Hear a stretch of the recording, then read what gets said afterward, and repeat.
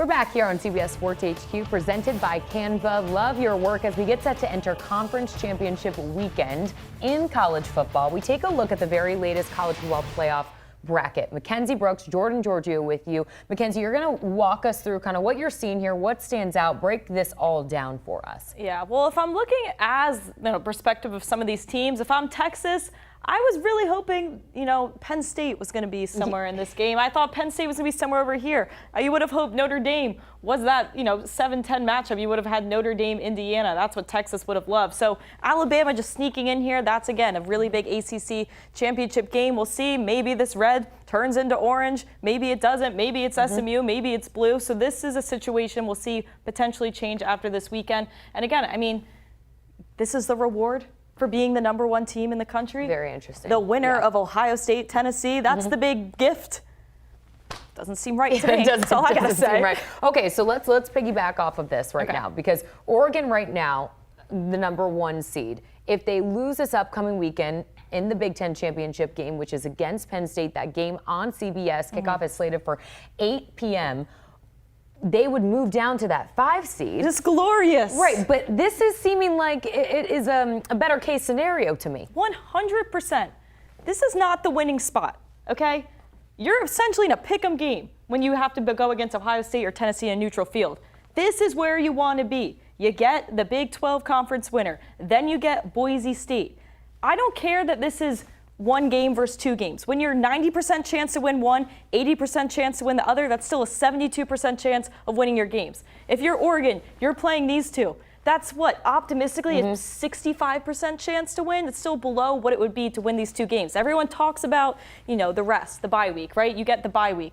Army, Navy's the bye week. Everybody gets a rest week, right? At what point, and we'll ask BMAC, what point does that turn into rest? I don't know. I didn't play college football. I just have to imagine that's a long time off. So again, what I was talking about here, this is your option down here if you get the 5 seed. Or you can have these 2 massive spreads in your first round and your second round. I'd rather play a game where I'm an 18-point favorite in one and a 21-point favorite in the second round, round 2 on a neutral field, instead of being in a pick-em situation with one of my rivals. Same here with Penn State. So again, this is bearing injury. But at the same time, if you're practicing hard enough, 100%, everybody's injury prone. So the people in the bye week, I don't know, I'm curious to hear what BMAC has to say about it. But to me, this looks a lot better. Well, here he is and right he looks now. good, too. He does look great. He looks good. Here he is. All right, so 5th seed, obviously it seems like the easiest path to the national title game. Bryant McFadden is with us. BMAC, you just heard Mackenzie detail it all out for you. Do you agree that the 5th seed seems like the easiest path here? Yeah, no question.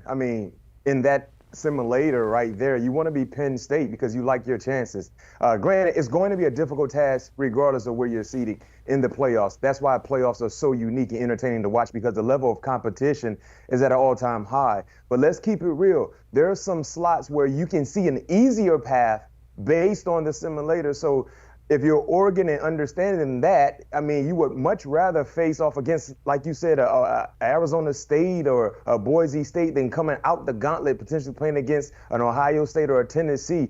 That could be a very, very difficult task and could pave the way for an unexpected team to be able to get to the championship game based on the teams they had to face off in the first 2 weeks of playoffs. Okay, so it's a Big Ten championship. We're not saying tank the game. We're not saying don't be competitive. Mackenzie might be. But BMAC, you've played. Give us a take into the player's perspective. Take us inside that Oregon locker room. Take us inside the group chats that's going on among the players themselves. Are they thinking about this? And what the future is? No, they're not thinking about it at all. And I know when I was a former player, 2 things I wasn't aware of.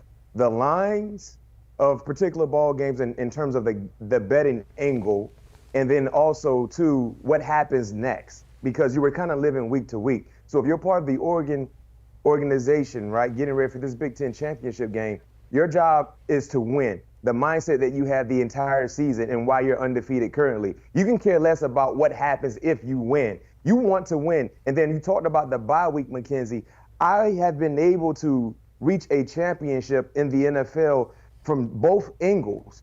Playing every week as a 6th seed, which happened my rookie year, and then the second time we went to the playoffs, we had the luxury of having a first-round bye. The thing about the first round bye, you instantly get into the second round. Now, when we were a 6th seed and we had to play every playoff game, it really helped us because we were in desperation mode going back to week 12 of the NFL season. So we were already in a rhythm. We didn't want to have a bye week because the rhythm that we caught that allowed us to get into the playoffs, we wanted to be able to sustain that level of success and that rhythm in which we rode to the championship. So for Oregon, they can care less about what happens if you win and maybe having a bye or not having a bye, depending on the matchups.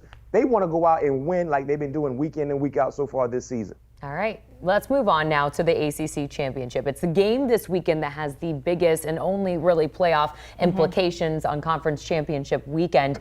Break down, Kenzie, this situation that we will have on our hands with the ACC Championship. So if you're Alabama, you are the biggest SMU Mustang fans this weekend, right? You'd love to see them just kill Clemson, knock Clemson out of this picture completely, and then you see Alabama take in on that 11 seed and Clemson is out of it. Now where things start to get sticky is if you see Clemson win this game. Now, the style of Clemson winning, again, the style of SMU losing, something similar that we saw with that Indiana-Ohio State game, that's where the committee could start to maybe convince themselves to leave SMU out if they get smacked down by Clemson and still put Alabama in, or they can take it upon themselves to not punish SMU for playing an extra game, which I would think makes the most sense, but you never know. I mean, these are at-large bids we're talking about, so, you know, to each their own. You don't have to worry about head-to-head. So, again, Alabama, they're the biggest SMU Mustang fans right now. SMU wins this game, you are completely in. Clemson's out of here. Clemson wins this game, depending on the style. If they kill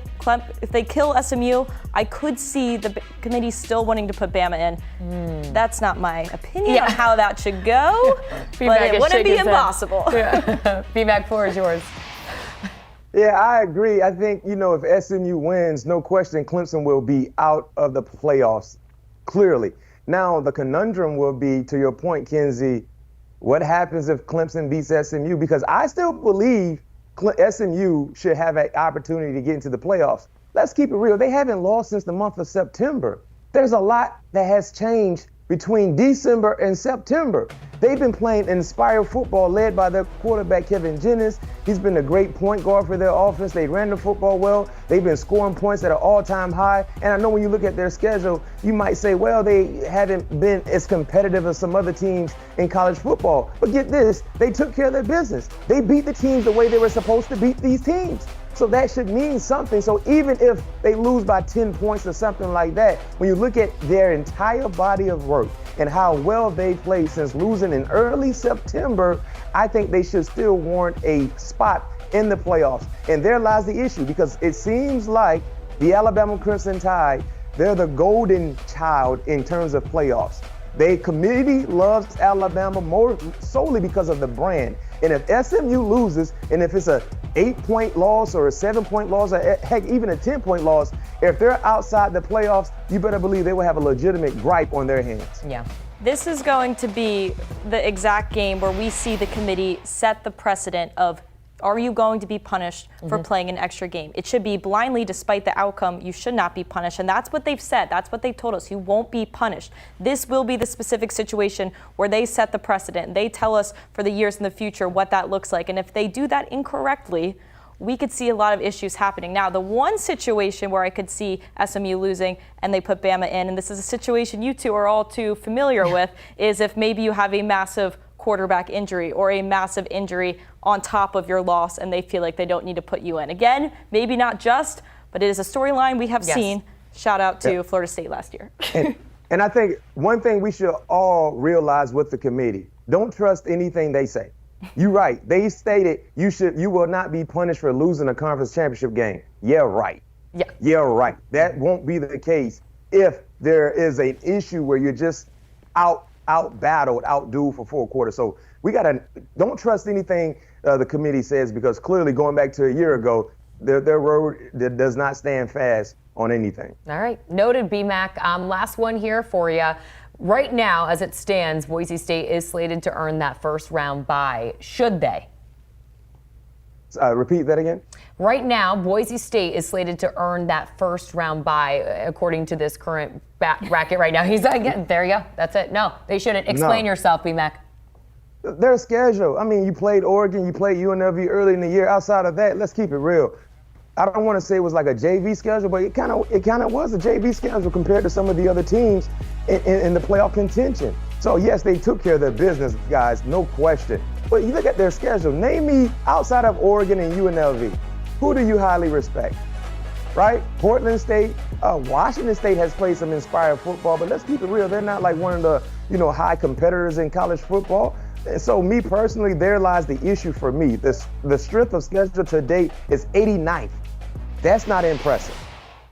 Regular season is over, but it feels like the fun is just beginning. B-Mac, thanks so much for joining us. Mackenzie, appreciate you as always. Here's a look as we get set to say goodbye and enter conference championship weekend. A look at the odds to win the national championship. Texas with plus 350. Oregon right behind them at plus 350 as well. Ohio State rounds it out in the top 3. Thanks so much for joining us here on CBS Sports HQ. Wish we could stay a little bit longer. We gotta go, girl. Yeah, we gotta go. B-Mac, thanks so much for joining us. We appreciate it. Say a prayer for these Florida girls here. Yeah, right. We're off to ND. Thanks so much.